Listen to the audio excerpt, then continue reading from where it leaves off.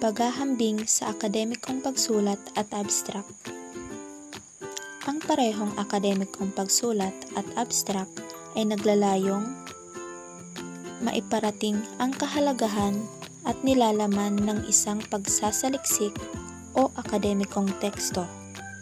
Pareho silang gumagamit ng masusing pag-iisip, ebidensya, at malinaw na istruktura upang maiparating ang mensahe ng may akda sa mga mambabasa.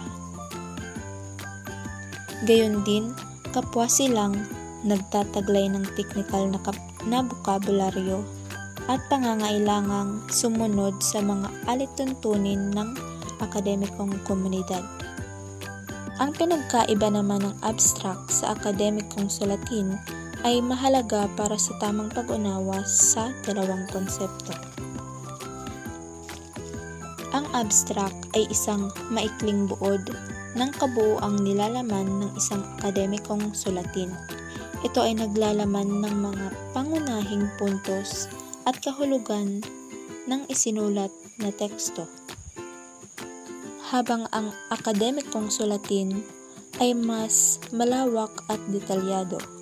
Ito ay naglalaman ng pagsusuri, datos at argumento upang suportahan ang isang partikular na ideya o argumento. Ang kaalaman, tulad ng makakamtan sa pamamagitan ng pag-unawa sa mga abstract ng akademikong pagsusuri, ay maaaring magdulot ng maraming benepisyo sa iyong buhay. Ito ay maaaring magsilbing gabay sa paggawa ng masusing mga desisyon, pagpapalawak ng iyong pag-unawa sa iba't ibang larangan, at pagbuo ng masusing kritikal na pag-iisip.